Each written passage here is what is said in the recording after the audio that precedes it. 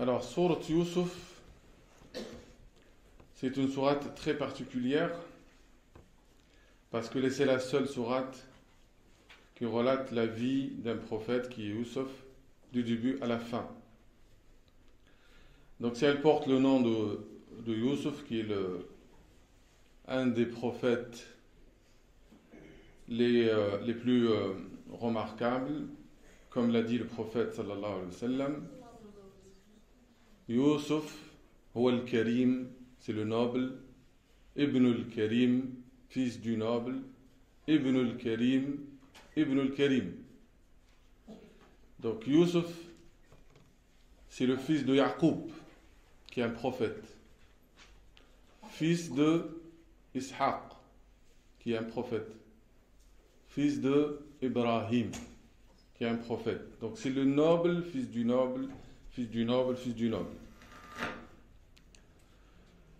Et cette fois-ci, Inch'Allah, avant d'aller dans le tafsir d'un verset à l'autre, on va essayer de faire un certain voyage autour de cette sourate pour comprendre ses finalités, ses objectifs, parce que cette sourate c'est considérée comme Ahsanu al-Qasas. C'est le meilleur récit, et tous les récits du Coran, c'est des beaux récits. Mais cette histoire, elle est très particulière parce qu'elle a un effet considérable sur l'âme humaine. Et concernant donc cette sourate, on lit dans le verset 3 Nahnu naqussu alayka ahsan al-qasas bima awhayna ilayka hadha al-Qur'an wa in kunta min qablihi lamin al-ghafilin. Donc c'est Allah qui nous raconte cette histoire, cette belle histoire, par une révélation qu'il a révélée au prophète sallallahu alayhi wa sallam. À travers les récits, il y a cette démonstration de la véracité du message coranique, que ça vient d'Allah. Parce que le prophète sallallahu alayhi wa sallam était analphabète, il ne savait ni lire ni écrire, et qu'il ne pouvait pas inventer une histoire telle que l'histoire de Yusuf. Et ceux qui connaissent les autres écritures, la Bible par exemple, ou la Torah, ils font une comparaison entre les deux récits. Vous voyez la force de chaque verset. Quand vous écoutez la récitation de cette sourate, vous êtes affecté, vous êtes touché. Donc ce n'est pas seulement un récit de la vie d'un prophète, c'est tout l'enseignement coranique qu'on trouve dans chaque récit et dans chaque histoire. Donc on n'est pas là seulement pour écouter une histoire, mais c'est pour apprendre les leçons et surtout renforcer notre foi, parce que dans les récits prophétiques et tous les récits du Coran, il y a des leçons à en tirer, il y a des enseignements. لَقَدْ كَانَ فِي قَصَصِهِمْ عِبْرَةٌ لِأُولِي الْأَلْبَابِ. Il y a des leçons dans le récit des prophètes. Pour qui? Pour les doués d'intelligence. Et le Coran s'adresse aux intelligents. Et un intelligent, il faut qu'il écoute l'histoire donc, dans le Coran al-Karim pour en tirer les leçons. On n'est pas là pour s'amuser, pour passer du temps, mais cette histoire, elle renforce notre foi comme elle a renforcé la foi des compagnons du prophète sallallahu alayhi wa sallam. Et elle est là pour nous diriger, nous accompagner dans notre vie. Il y a des enseignements dans cette sourate pour la vie de chacun de nous. Et comme on va le démontrer, par la suite. Donc toute personne qui écoute cette sourate, il sera ému, il sera touché dans l'âme, elle fait du bien. Celui qui est triste, l'histoire de Youssouf le rend heureux. Il y a un mystère, il y a un secret dans cette histoire. C'est pour cela, Ibn Ata a dit La yasma'u surata Youssouf mahzounun illa starwaha ilayha. Il n'y a pas un triste ou un affligé qui n'écoute sourate Youssouf sans être soulagé. C'est une sourate qui chasse merveilleusement la tristesse et le chagrin. كان عمر بن الخطاب رضي الله عنه يصلي صلاة الفجر بسورة يوسف سورة طويلة فيها 111 آية. Donc Omar ibn Khattab récitait cette sourate dans Surat al-Fajr,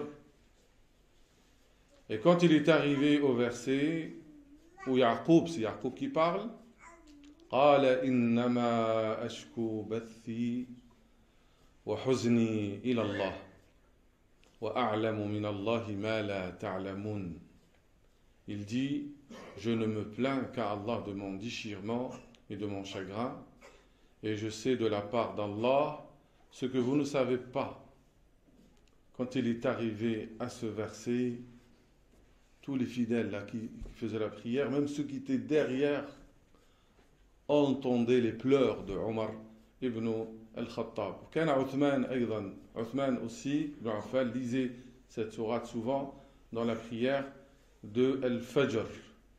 C'est une sourate qui nous donne espoir, un grand espoir, qui chasse tout désespoir, parce qu'elle nous fait connaître cette sagesse et cette bienveillance de Dieu dans les événements, notamment les épreuves par lesquelles on passe, par lesquelles Youssouf est passé, par lesquelles aussi cette communauté, la communauté du prophète sallallahu alayhi wa sallam, est passée. C'est une sourate qui a été descendue sur le prophète sallallahu alayhi wa sallam après l'année de la tristesse, Am al-Huzn. في هذا العام فقد النبي صلى الله عليه وسلم زوجته خديجة رضي الله عنها وعمه أبا طالب. Donc, cette sourate a été révélée suite à l'année de la tristesse. Et cette année de la tristesse, c'est l'année où le prophète sallallahu alayhi wa sallam a perdu sa femme Khadija et son oncle Abu Talib, les deux grands soutiens du prophète sallallahu alayhi wa sallam. Et en même temps, la persécution s'est intensifiée sur lui ainsi que sur ses compagnons. Donc c'était très dur. Déjà la perte de sa femme Khadija et de son oncle, et puis la torture, la persécution qu'il a subie avec ses compagnons. Et cette sourate a été révélée pour soulager le prophète sallallahu alayhi wa sallam. C'est pour cela, les savants, ils ont déduit que toute personne qui ressent du chagrin, de la douleur, qui risque de tomber dans la dépression, qu'il écoute avec foi, avec méditation cette sourate, et qu'il puise dans cette sourate force, énergie et espoir.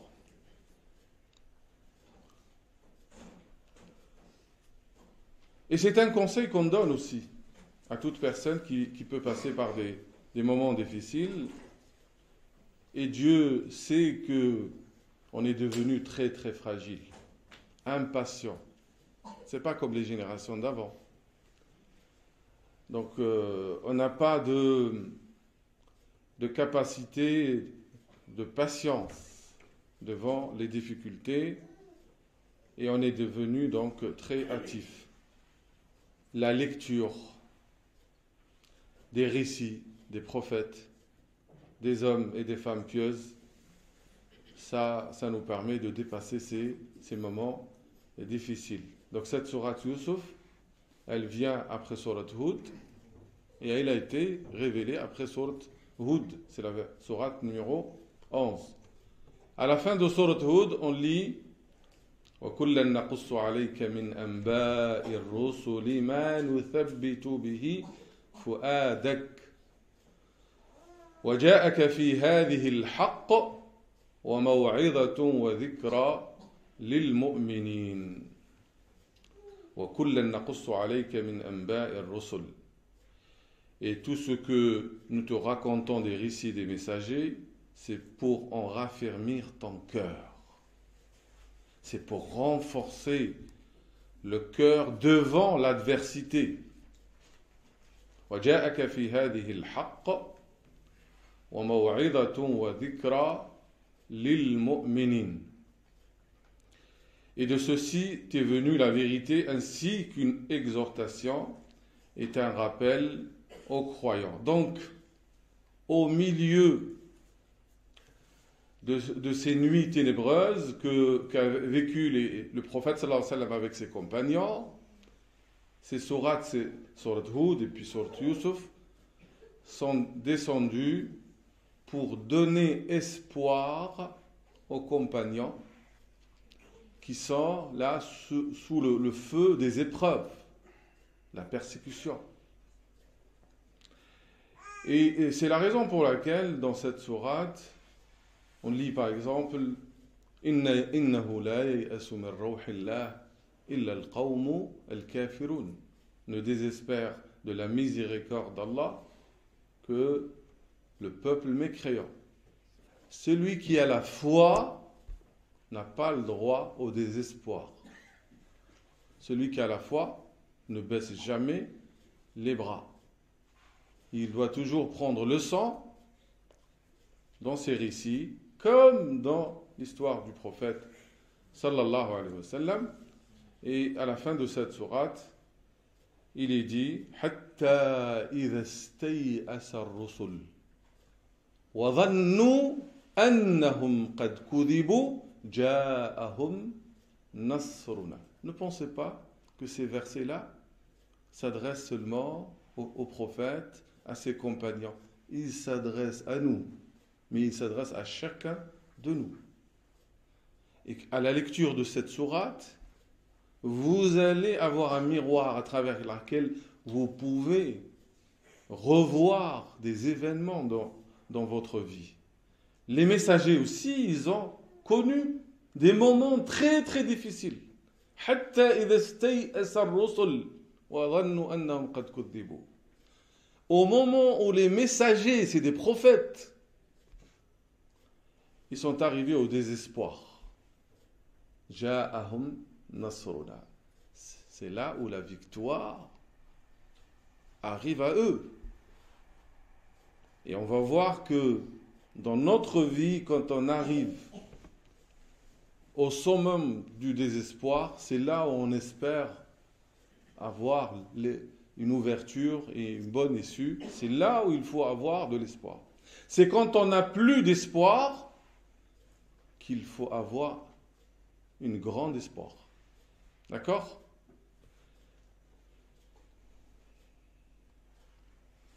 Alors, pour résumer l'histoire de Yusuf alayhi salam, cette sourate, cette histoire, elle commence par un rêve. Yusuf alayhi salam était un enfant parmi une famille composée de 12 enfants. Donc, il y avait 10 enfants qui sont donc des frères d'une femme, et puis deux enfants qui sont Youssef et Benyamin, qui sont les frères d'une autre femme. Et dans sa sourate, on lit dans le verset 4, إِذْ قَالَ يُوسُفُ لِأَبِيهِ يَا أَبَتِي إِنِّي رَأَيْتُ أَحَدَ عَشَرَ كَوْكَبًا وَالشَّمْسَ وَالْقَمَرَ رَأَيْتُهُمْ سَاجِدِينَ. رَأَيْتُهُمْ لِي سَاجِدِينَ. Donc, il va raconter ce rêve à son père.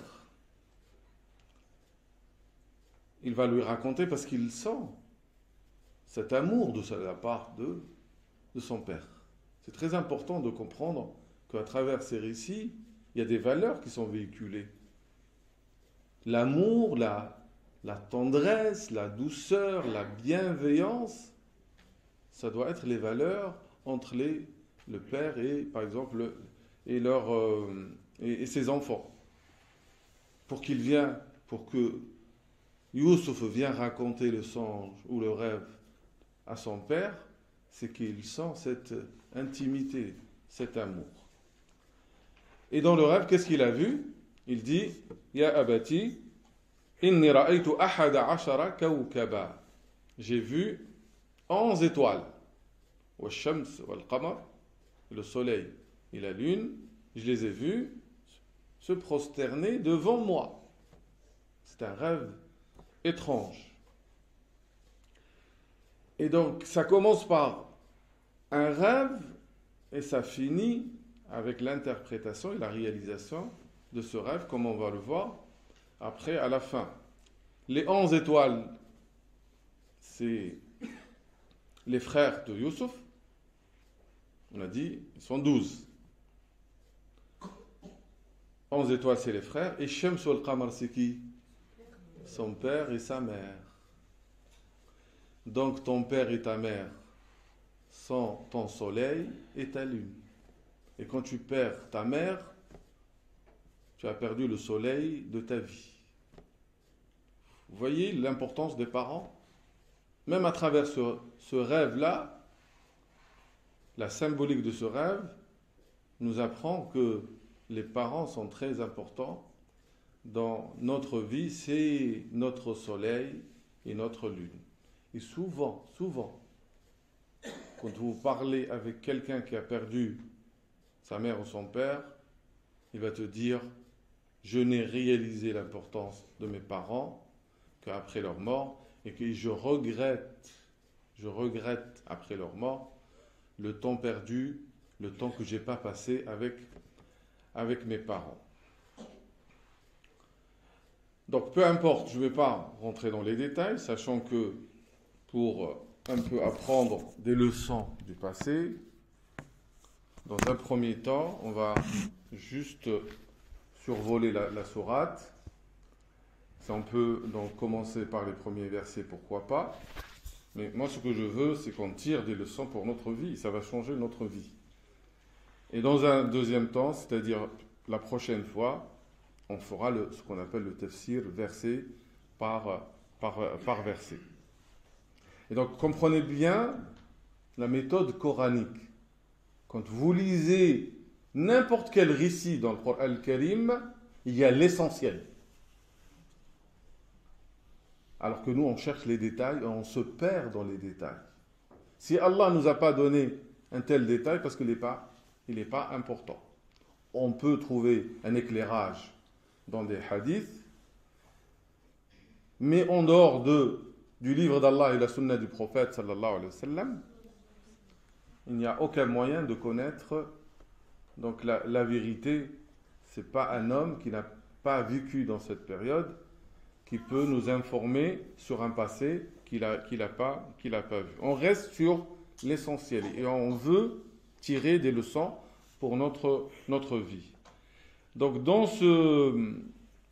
cette première station, Youssouf était avec sa famille, il est entouré par ses frères et par son père, il sent cet amour que le père lui donne. Il était bien.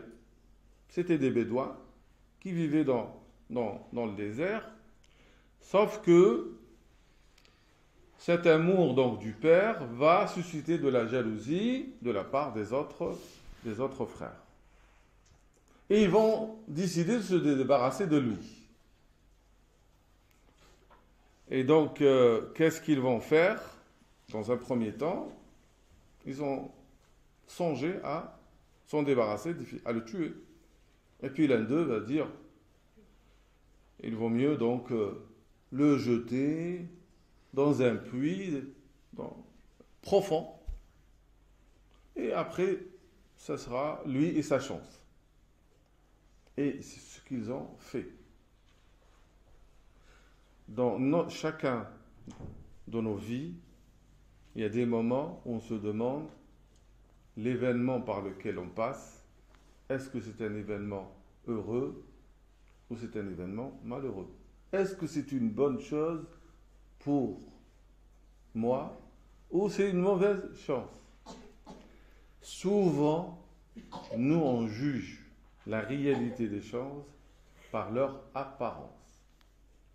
Or, cette sourate, elle va nous apprendre à faire confiance totale à Allah. Allah, il sait et toi, tu ne sais pas. Toi, tu juges les apparences, tu juges selon ce qui est désagréable, ce qui est agréable, mais Allah Ta'ala, il sait tout et c'est lui, Al-Latif. Donc, dans cette sourate, on va sentir la douceur et la bienveillance de Dieu. Allah, il est Latif. Yusuf alayhi salam, lui-même, il va dire par la suite, Inna Rabbi latifun lima yasha, innahu huwal alimul hakim. Mon Seigneur est plein de douceur pour ce qu'il veut. Et c'est lui l'omniscient, le sage. N'oublie jamais. Allah, il sait tout. Et il connaît la réalité des choses. Toi, tu vois les apparences, la superficialité. Allah, il sait tout. Et c'est Allah qui décide. Et il ne décide que ton bien. Latif, ça veut dire il est bienveillant. Il est subtilement doux. Il t'apporte le bien, mais par des voies subtiles. Vous allez voir à travers l'histoire de Youssouf, c'est des événements douloureux qui vont le propulser, lui qui vient d'une tribu bédouine, du désert, à être dans un poste que personne ne peut imaginer. Est-ce que vous pensez, par exemple, quelqu'un de la Seine-sur-Mer, du jour au lendemain, il va devenir le ministre de l'économie des États-Unis? Non. C'est impensable. Et pourtant, c'est ce qui s'est réalisé dans la vie de Youssouf alayhi salam, mais ce n'était pas une histoire comme un long fleuve tranquille. Il y avait des points de bascule. Ça a été démontré, même scientifiquement, si vous envoyez une bille à travers un chemin là, droit, elle va arriver moins rapidement si vous l'envoyez à travers un chemin où il y a des zigzags.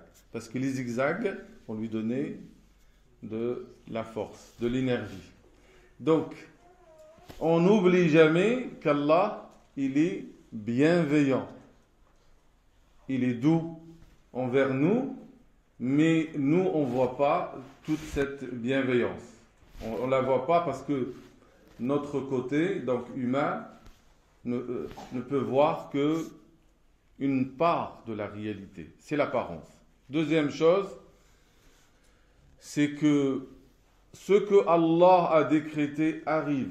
Et le plan divin, c'est le plan qui va se dérouler. Et personne ne peut s'opposer à la volonté d'Allah.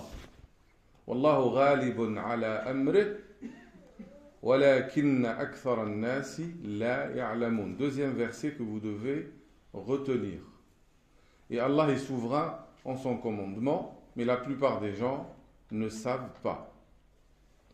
Il y avait un plan divin pour Youssouf alayhi salam, malgré que ça passe par la méchanceté ou le mal qui a été donc qui venait de ses frères, mais c'est un mal pour un bien.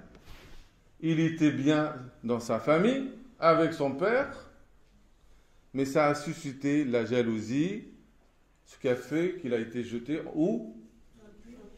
Dans un puits. Réfléchissez bien, hein? Un puits, dans le désert, plusieurs mètres, seul dans la nuit. Il peut craindre tout, des scorpions, il peut craindre des bêtes, c'est le désert en plus. Et pourtant, il va être sauvé. Une caravane qui va passer par là.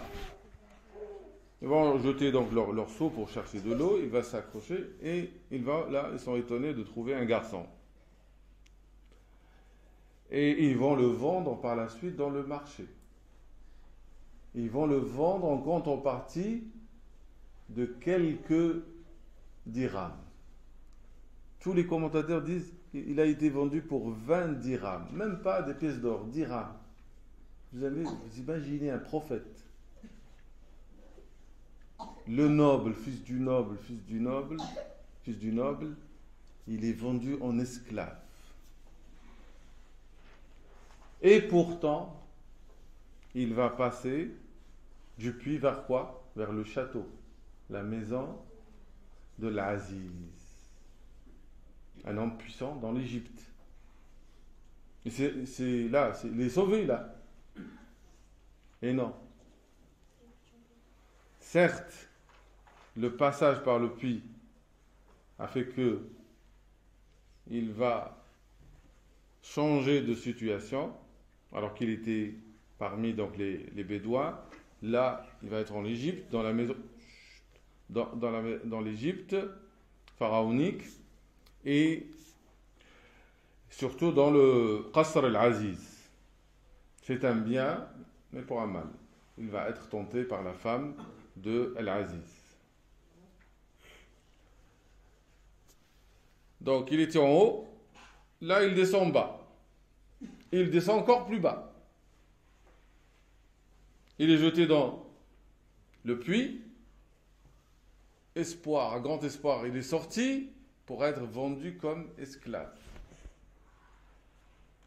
Et pourtant, cette épreuve-là, cette difficulté, va faire que il va pénétrer le château Qasr al-Aziz. Est-ce que c'était donc la bonne issue? Il va être éprouvé. Beaucoup de gens, quand ils passent par des difficultés, des épreuves, commencent à dire qu'est-ce que j'ai fait pour le bon Dieu. Et ils se disent ça y est, c'est fini pour eux. Ils ne savent pas que peut-être quand ta vie elle va être chamboulée totalement, tu ne sais pas ce qui t'attend va être meilleur que tu as laissé. Et on se rappelle toujours ce verset وَعَسَىٰ أَن تَكْرَهُ شَيْئًا وَهُوَ خَيْرٌ لَكُمْ. Il se peut que vous détestez quelque chose alors que c'est un bien pour vous. Mais cette vie, c'est la demeure des épreuves. Et l'épreuve, ça peut être par le mal comme par le bien. Donc il ne faut jamais dormir sur les deux oreilles. Il faut être vigilant dans cette vie. Et on va voir avec Youssouf quelle attitude il faut avoir. Je ne vais pas rester à attendre. Est-ce que c'est bon pour moi ou c'est mauvais? C'est pas ça qu'il faut chercher. Il faut se dire quelle attitude je dois avoir. Si c'est la difficulté, c'est la patience. Si c'est la facilité ou l'aisance, c'est la reconnaissance. Et dans tous les cas, je dois être dans la bienfaisance. Patience, reconnaissance et bienfaisance.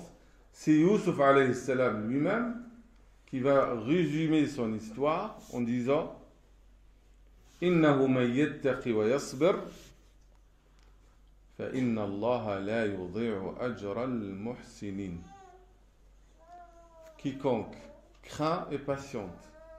La taqwa, sabr, la patience et la bienfaisance. Et très certainement, Allah ne fait pas perdre la récompense des bienfaisants. Il a fait preuve de confiance absolue en Allah subhanahu wa ta'ala, quelles que soient les conditions. Il a fait preuve de crainte. Vous imaginez un jeune qui est tenté par la femme du Aziz, et pourtant il va résister, il va rejeter ses avances, il va montrer sa piété et sa crainte, et dans les difficultés il n'a jamais changé. Toute personne qui le voyait, qu'est-ce qu'elle disait? Inna naraka minal muhsinin. Quand on le voyait, on sait que c'est quelqu'un de bien, pas seulement de bien, c'est quelqu'un qui est quelqu'un de bien, qui fait le bien, même quand ça va mal pour lui. Donc si on reprend la trajectoire et les stations par lesquelles il est passé, donc du puits, il a été propulsé vers la maison de l'Aziz, de la maison de l'Aziz, pourtant il était dans l'aisance, il va revenir à la prison. Il est resté plusieurs années. Et de la prison, il est passé auprès du roi, et il est devenu le Aziz de l'Égypte. C'est l'équivalent du ministre de l'économie et de la finance dans l'Égypte pharaonique. Qu'est-ce qu'on déduit? Quels que soient les événements de ta vie, reste pieux, crains Allah, ne transgresse pas les règles établies par Allah, sois patient. Ne perds jamais la confiance. Garde confiance totale dans le plan de Dieu. Et s'il y a multiplication des difficultés, ne baisse pas les bras. Et quand tu arrives là, tu arrives au désespoir, dis-toi, c'est là où il y a la bonne issue. Comme on l'a vu dans l'histoire de Maryam. قالت يا ليتني مت قبل هذا وكنت نسيا منسيا.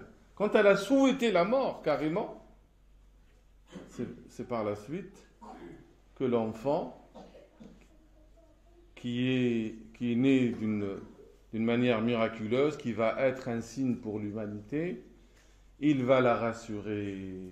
Kuli washrabi wa qarri aïna. Comme on l'a vu aussi dans l'histoire de l'Kaf, avec Moussa et Al-Khidr.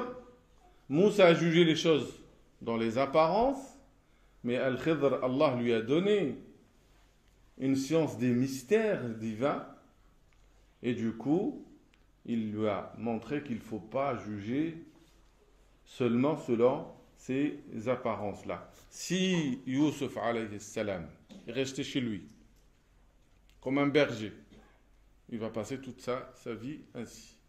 Mais c'est parce que il a subi cette épreuve de la jalousie des frères.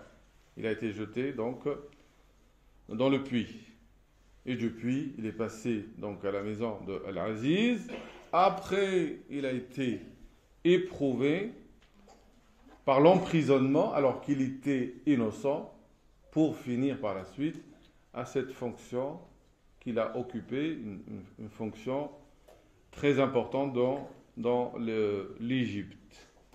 Et ceux qui ont voulu justement se débarrasser de lui, par la suite, c'est eux-mêmes qui sont venus, qui m'ont demandé l'aide. quelle était l'attitude de Youssouf alayhi salam? Quand ses frères, ils ont par la suite su que c'est Youssouf qui est devenu ce qu'il est devenu. Est-ce que Youssouf alayhi salam leur a rappelé qu'est-ce qu'ils ont fait? Pas du tout. Et même, est-ce qu'il leur a rappelé qu'est-ce qu'ils ont fait? Pas du tout. Qu'est-ce qu'il leur a dit? قال لا تثريب عليكم اليوم لا تثريب عليكم اليوم يغفر الله لكم. Aucune reproche. Aujourd'hui, Allah vous pardonnera.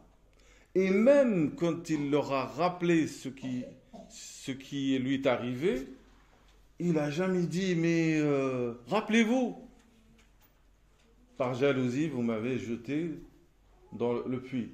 Vous imaginez, dans la nuit, le froid, le désert, qu'est-ce que vous avez fait? Même pas ça.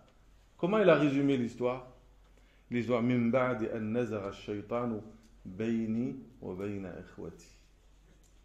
Nazar al-Shaytan, c'est le Shaytan qui est intervenu et c'est lui qui est la cause de cette jalousie-là. Et donc, aucun reproche, mais il s'est rappelé juste que c'est Allah qui lui a fait faveur.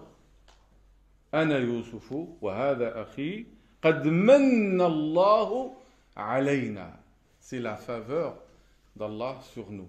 Innahu من يتقي ويصبر فإن الله لا يضيع أجر المحسنين.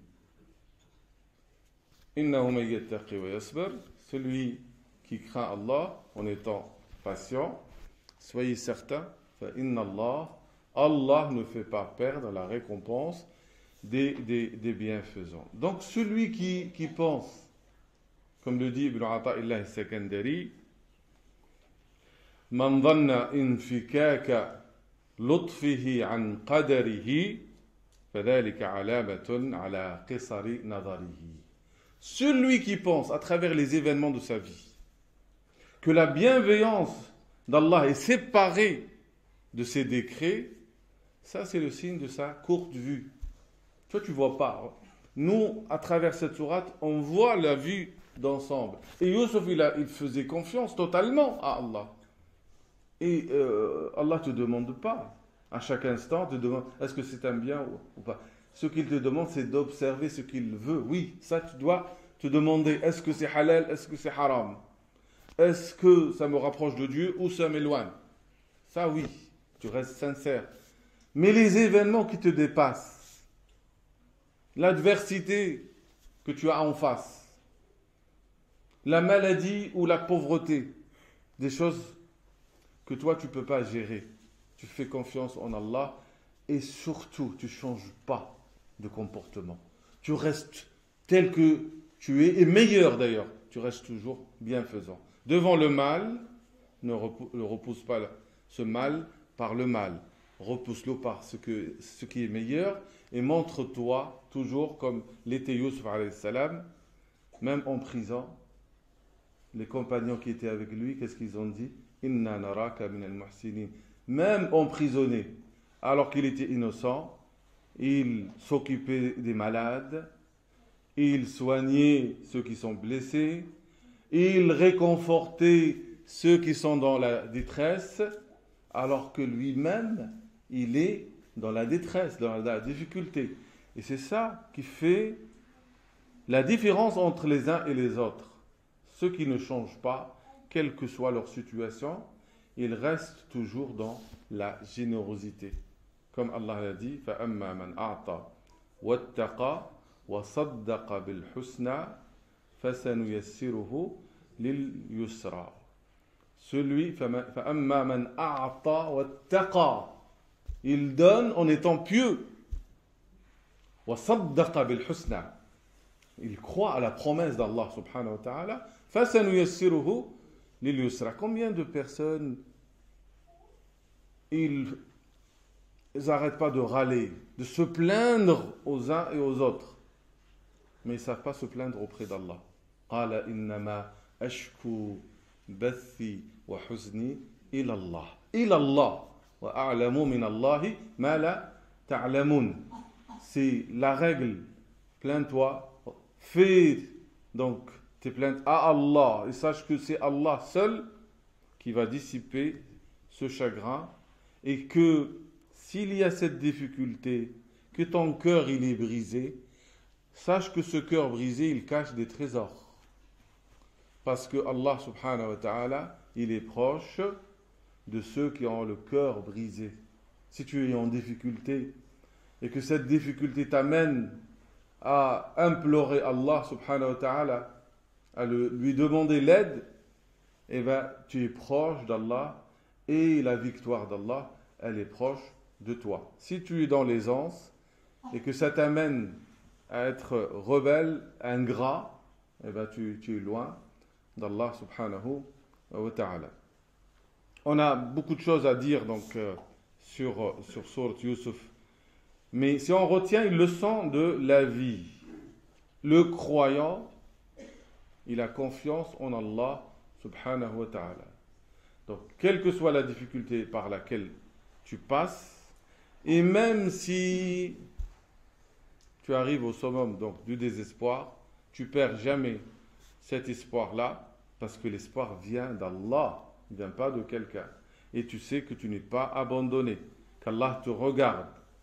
وَاصْبِرْ لِحُكْمِ رَبِّكَ فَإِنَّكَ بِأَعْيُنِنَا. Tu es sous les yeux d'Allah. Il te voit. Tu as la foi en Allah. اصبر لحكم ربك. Fais preuve de patience devant les décrets de ton Seigneur parce que tu es sous son regard. Et si tu sais qu'Allah te regarde, ça va te soulager. Et si tu sais qu'Allah t'annonce la bonne nouvelle qu'il a annoncée à qui? Aux patients. وَبَشِّرِ الصَّابِرِينَ الَّذِينَ إِذَا أَصَابَتْهُمْ مُصِيبَةٌ قَالُوا إِنَّا لِلَّهِ وَإِنَّا إِلَيْهِ راجعون. Il y a un homme pieux qui est passé par une grande difficulté. Il est passé jusqu'au point où il a quitté sa ville et il a pris le désert.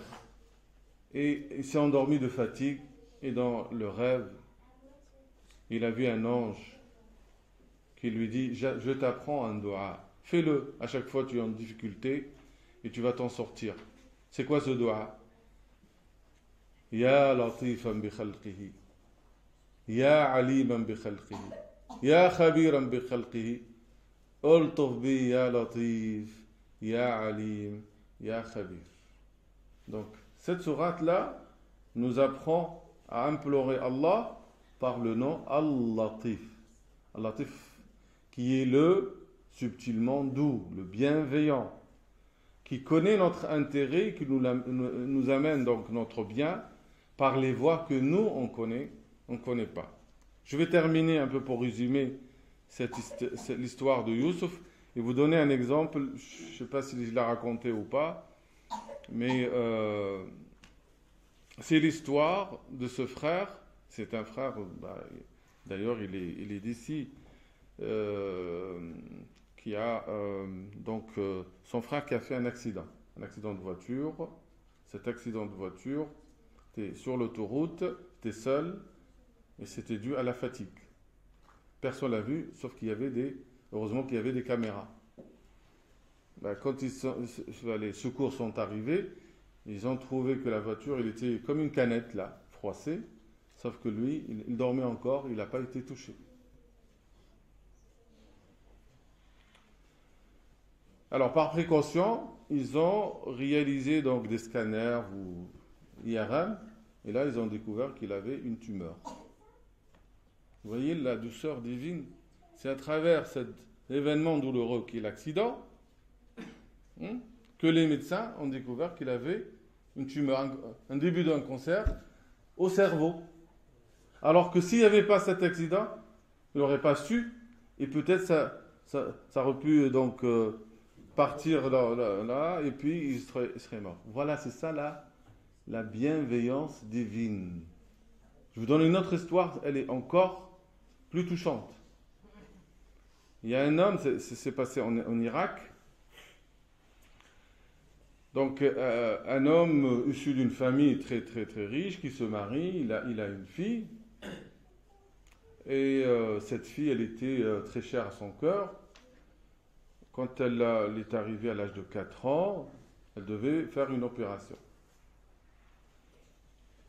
Et donc, alors qu'il attendait, il attendait donc la fin de l'opération, dans la salle d'attente, le médecin veut lui dire ta fille, il n'y a aucun espoir, elle va mourir.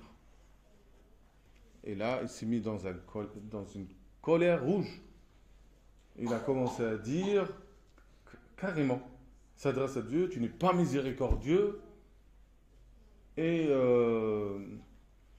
donc, avec ses propos, il a montré de l'impolitesse vis-à-vis de Dieu. Sauf que 5 minutes ou 10 minutes après, les médecins veulent lui dire, elle est sauvée. Il a regretté. Mais c'était trop tard. Il a dit, après donc certaines années, la fille, elle a grandi. À l'âge de 18-19 ans, au lieu de rentrer chez elle, il n'y a aucune nouvelle. Il vient la chercher, elle a fugué, elle est partie. Sans aucune nouvelle. Quand la mère a su que sa fille, elle a fugué, elle est morte sur le coup. D'accord? Il est resté, lui, seul. Et il gardait espoir quand même qu'elle revienne. Après des années, on lui dit que la fille, on l'a vue à tel endroit. Et donc il se précipite vers l'endroit et il la trouve où? Il la trouve dans un lieu mal fréquenté en train de danser. Et sur le coup, donc, il a eu l'AVC, paralysie partielle. Et c'est là où il s'est rappelé ce qu'il a dit, tu n'es pas miséricordieux. Vous voyez, la rahma d'Allah subhanahu wa ta'ala, à un moment donné, c'est comme dans l'histoire de Moussa et Al-Khidr. فَخَشِينَا أَن يُرْهِقَهُمَا طُغْيَانًا وَكُفْرًا. Donc si Allah décrète quelque chose dans ta vie, sois sûr, c'est meilleur pour toi. Fais preuve de patience, reste toujours sur le droit chemin et reste toujours dans la bienfaisance. Donc je m'arrête ici pour cette fois-ci, comme ça va donc vous permettre pour la prochaine fois de reprendre la sourate, de la relire, et puis Inch'Allah, dans un mois, normalement on a la date, vous me rappelez la date, c'est le 19 pour la prochaine fois, on essayera de voir l'histoire dans les détails. هذا والحمد لله رب العالمين.